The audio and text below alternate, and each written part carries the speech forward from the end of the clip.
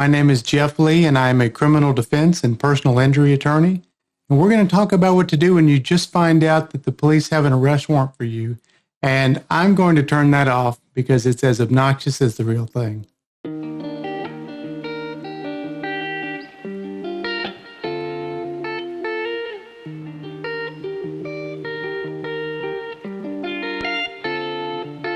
I want you to imagine an unpleasant situation, one you may be living right now, where the police are starting to call you and say, hey, if you don't get down here and make a statement, we're going to come arrest you.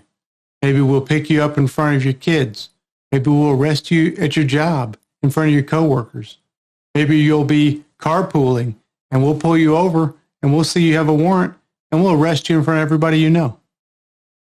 This is definitely one of the scariest parts of a criminal trial because at this point, you feel like the police are coming after you. You don't want to put other people in danger by trying to stay at a friend's house or something because they can get criminal charges for harboring a fugitive. And every time you don't use your turn signal or you kind of slide through a red light, you're thinking, are the police behind me? Because if they pick me up, they're going to see that I have this outstanding warrant. And the police have an obligation to take you into custody. That means that your car could be sitting on the side of the road. It also means that the police could go through your car and they may find something you don't want them to find. The same goes for your house.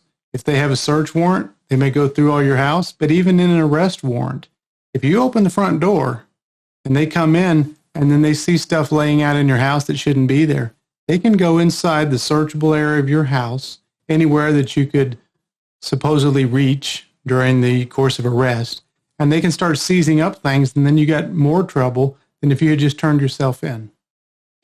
So the first thing I want to talk about is if you go to, in Memphis, it's shelbywarrants.org. You know, other locations, this information is general information, so other people might go to other websites. But if you can find out whether you have a warrant online, if you can call the clerk's office, you might not feel comfortable asking the clerk, but certainly if it's online, find out, do they have an accurate address for you? If they have an old address, you don't have quite the same urgency about turning yourself in. If they have an accurate address, you should feel a little uncomfortable going to bed tonight because they may come crashing through the windows at 4 a.m. And they don't come lightly. They bring these SWAT teams and they start shooting first and asking questions later. That's my opinion. You know, that maybe is a controversial opinion, but there are too many deaths related to what they call serving a warrant on a person. And like I said, they are assuming that maybe you have guns in the house. They don't know what they're walking into. So they're going to be aggressive if they have to pick you up. But do they have an accurate address for you? Another thing, when you're trying to turn yourself in, you need to call a bondsman and say, hey, look, I don't know exactly how much my bond is. It hasn't been set yet because I haven't turned myself in. But I know I'm going to have a bond, and I know that there's going to be paperwork and money required before the court will let me out. So let me come down to your office, bail bondsman. Let me bring my friends and family, the people who are going to post the bond, and let's find out what information you're going to need from them now while I'm part of this process, while I can help them. Because I don't want to turn myself into the jail and be sitting there for 10 hours and call mom or dad and find out they're trying to find last year's pay stubs. They're trying to find tax forms. They're trying to find 2 forms of ID. And this stuff is happening while I'm sitting in the jail. So my advice is help your family help you. Say to them, hey, let's get this information together. Another important piece of that is if you have money as the defendant that you are going to give to them, give it to them now. I mean, obviously you need to trust them. But the point here is maybe you need to have an envelope in the kitchen that says, for my bond. Because if you get picked up and you call an attorney like me and you say, hey, Jeff, I'm going to need some help.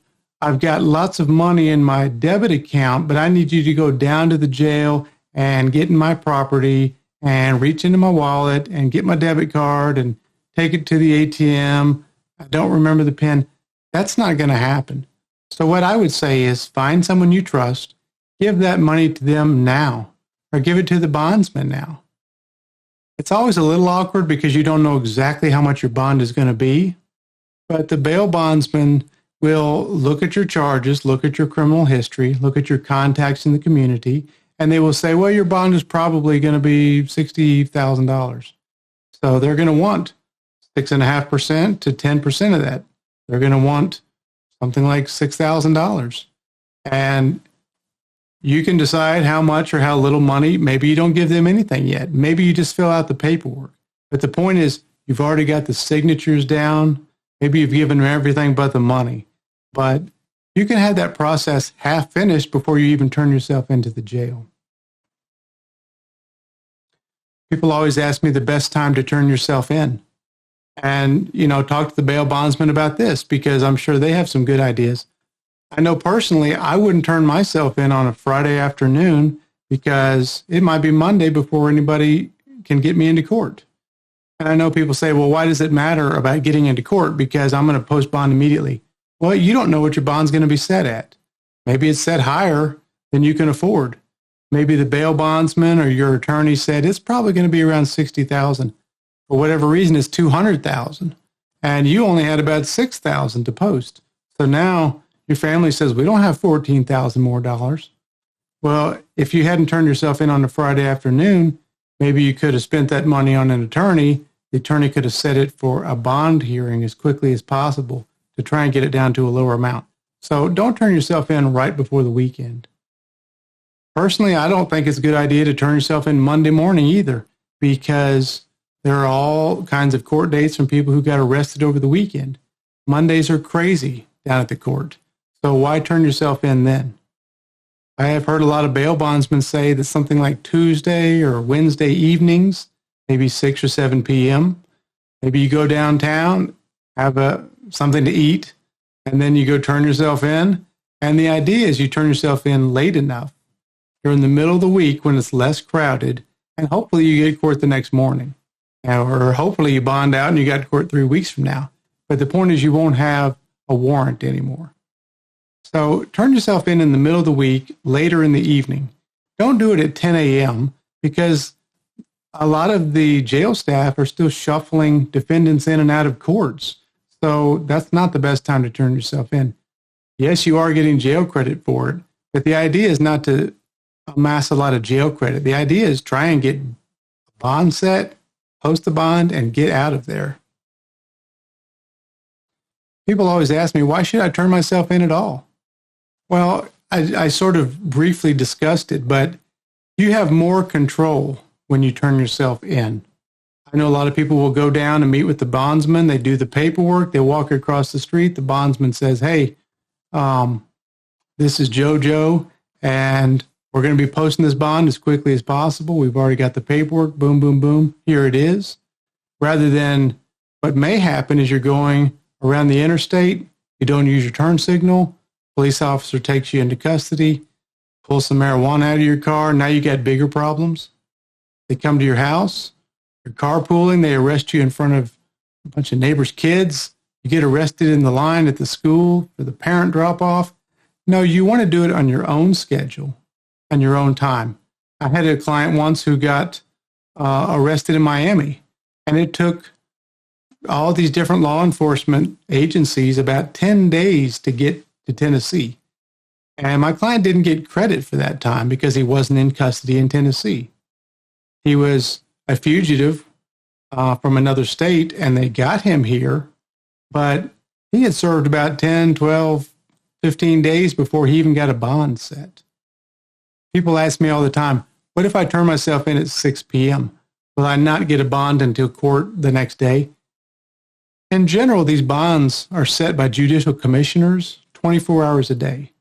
But if you don't like that bond amount, you still want to have access to the court as soon as possible so that you can have an attorney to ask for the bond to be lowered.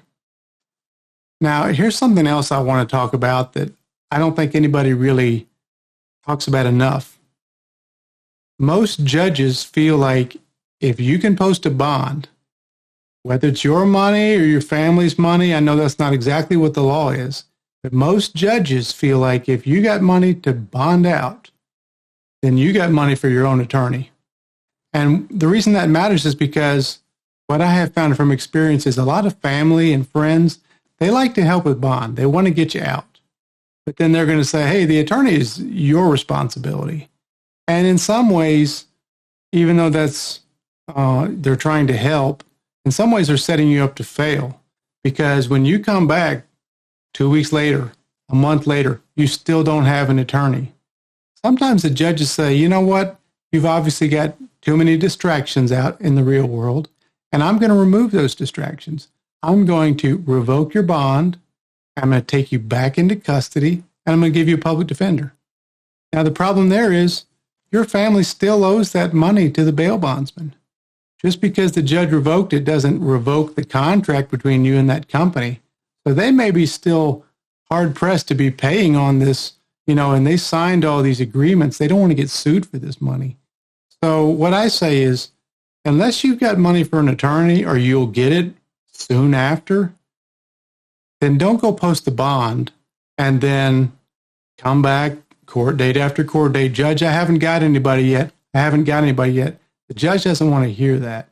So if you're a family member that's thinking about posting a bond for somebody, what I'm asking is either don't post it at all or be committed to helping that person also get an attorney so that they don't show up and lose their bond 1 or 2 settings later.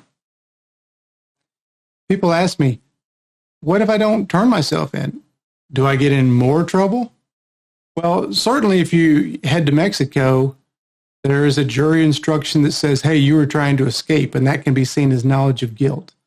But if you're just living in town, doing your own thing, you just really haven't made a priority to turn yourself in, but you're also not absconding, as they call it, you don't really get in any more trouble. I mean, an argument can be made that if they don't find you for 6 months, then maybe you're a hard person to find. Maybe your bond should be higher because the court's been looking for you for quite a while. So I'm sure that's something that the prosecutor will argue. We've been looking for this guy for 6 months. Although the truth is, a lot of times, at least in Memphis, it doesn't seem like they are looking for you. Now, if we're talking about a murder or a rape, that's different. But I have a lot of people call me and they say, hey, Jeff, I've had this warrant for 3 years and I didn't even know about it. And I was applying for a job and somebody told me about it and the address for me is accurate. So I'm really surprised they haven't picked me up. Well, now is the time to say, you know what? I'm going to get in front of this thing. I'm going to go turn myself in at the time that Jeff suggests. I'm going to get a court date. As I said earlier, this is the scariest part of the case because you can't work the case from home. A lot of people call me and they say, I'm in Wyoming, but can you go take care of this for me? Here's all the exhibits I want to present. You can see maybe I was in custody at the time. Maybe I can even prove I was innocent, which I'm not even required to do. But the point is, there's no way I could have committed this crime. But I'm not willing to turn myself in, get a court date, get an attorney, and put that case on officially. I just want you to go show it to the sheriff. That can't be done. Unfortunately, you're going to have to go through the process before there will be an avenue where you can present that proof. Now, I feel like I say this in every video, but I'm going to say it in this video also. When the police are calling you and saying, hey, you better turn yourself in and come down here and make a statement or we'll arrest you in front of other people. Your response can be, I will come turn myself in, but I'm not making a statement. And when you turn yourself in, that needs to be what happens. They can continue to ask you, you want to make a statement now? This is our last chance to help you. Oh, you're going to get a lawyer? That means you're guilty. Let me tell you what police officers do when they get charged with a crime. They hire an attorney, okay? So that's bull. If you are going to have to be arrested, then turn yourself in. But do not turn it into an interrogation and then an arrest. The police are done with your case at the point that they have charged you, and then now you have a court date. So sometimes they use aggressive tactics to try and wrap a ribbon around the case. Hey, would it help if I got a full confession from this guy on the night that he was arrested? Would it help if I asked him some questions on the drive to the jail and he responded? He made what we call spontaneous utterances. He blurted out, oh, I might have done this, but I didn't do that. Keep your mouth shut. If you're going to get arrested, but don't turn it into a confession as well. So I know that's sort of something for another video, but when I'm talking about arrest warrants, I just want to make sure the point here is to get on the other side of that, turn yourself in, post bond, get a court date. You can tell your story one time and one time only, and that's in front of the jury. I have other videos about speaking to the police. I won't belabor the point here, but it does make sense to get an attorney before turning yourself in, because if you don't like that bond amount, you don't have an attorney to argue about it. I hope this was a helpful video. If it was helpful for you or provided value, I would appreciate it if you can like or share it, and look forward to talking to you next time. Thank you.